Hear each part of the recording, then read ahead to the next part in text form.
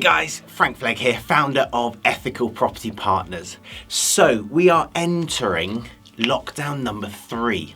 It's looking to be as severe as lockdown number 1 with a few tweaks, and it's looking to be perhaps one of the longest. Now, what does this mean for you as sophisticated property investors? And more importantly, what should you be doing to maximize your property investment business during this lockdown? So, in order to understand what we can and can't do, it's useful to look back at lockdown number 1, lockdown number 2, very, very different each time, and then we've got the tiers in the middle. So in lockdown number 1, which was the most draconian, the most strict lockdown that we've had to date, there were no schools open. The property market didn't stop. Now, estate agents closed. This time round, estate agents are not closing, or so it looks at the moment. Nothing's ever certain. And so what happened last time was you were allowed to move house if you had a reasonable excuse. That was actually written into the legislation, a reasonable excuse. And of course, if you're doing sophisticated property investments, every vendor has a reasonable excuse because they're motivated vendors and they need to sell. If they didn't need to sell, they'd go on the market with an estate agent.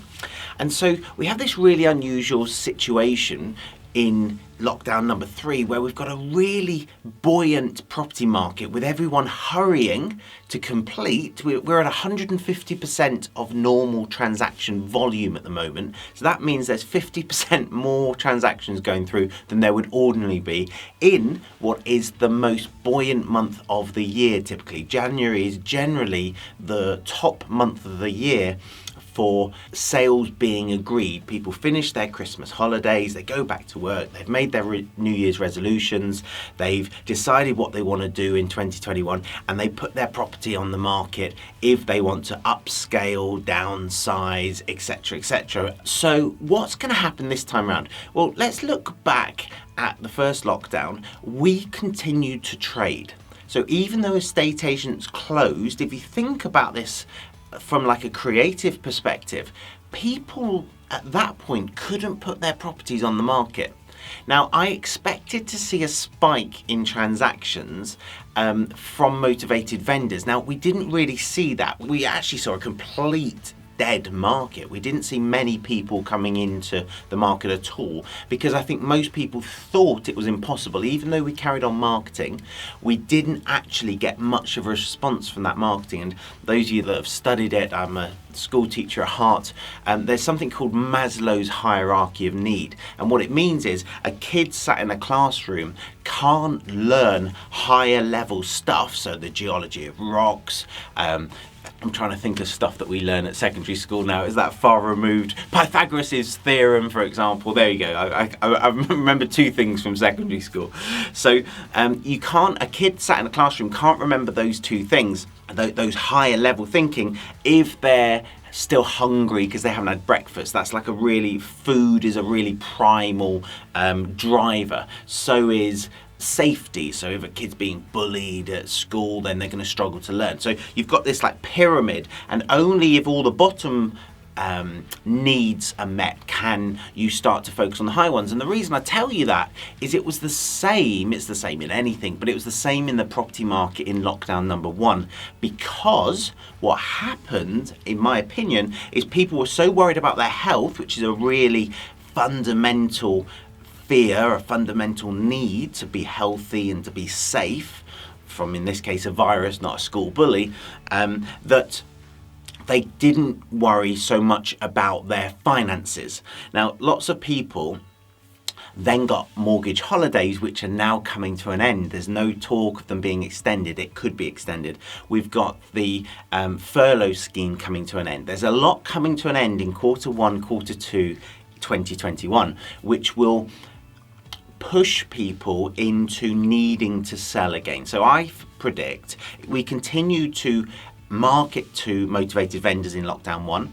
We continue to have inquiries from them, not as many as I expected, but they continue to come in. We continue to do help visits where we go out to meet people. Now, some people didn't want us to go to their house, so we actually did virtual help visits where we were doing them on Zoom and on Skype and even on WhatsApp and Facebook Messenger, etc. You have to use the software that the people have got on their devices. So we were able to do help visits, we were able to make offers, we had lenders happy to lend, and we had completions go through. So you had the whole gambit of property transactions in lockdown 1. Now the difference in lockdown 3 is that estate agents are staying open.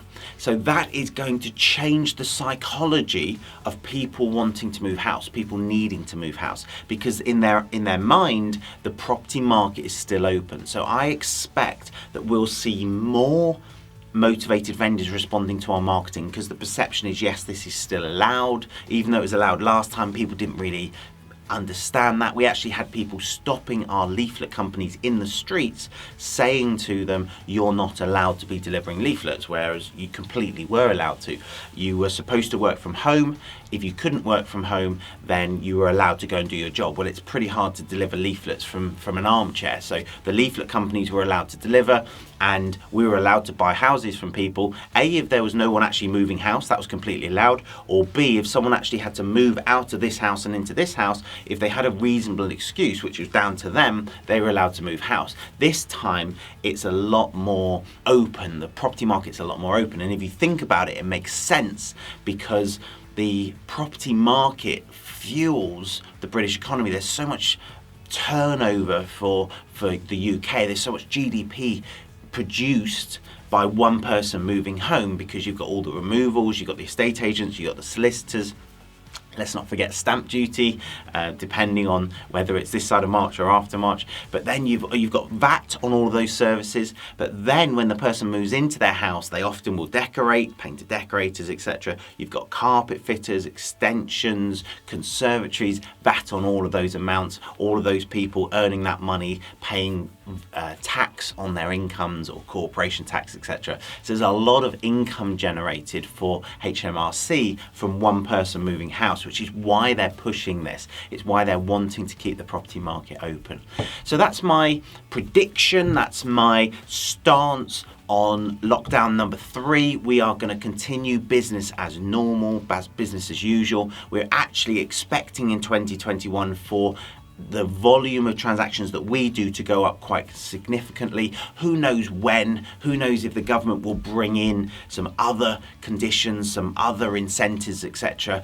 Maybe they'll prolong things, maybe they'll put some more quantitative easing into the UK economy, but there's really not much point us trying to guess what's going to happen. All we can do is look at the game in front of us, look at how it is today, and play that game as best as we can. And that game right now is business as usual for sophisticated property investors, because loads and loads and loads of wannabe investors, unsophisticated investors, will be not investing now. They'll be hunkered down. They'll be thinking, well, I've got to look after the kids, and oh, is my job safe? And they won't be thinking on those higher levels of Maslow's hierarchy of need. And therein lies an opportunity for us. If we continue to market, if we continue to pursue deals, there will be fewer buyers, but I actually think an increasing number of motivated sellers, which is great news for us. In the meantime, guys, happy investing. If you want to see more of these episodes, hit the subscribe button, click the notification bell, and I will see you in an episode soon.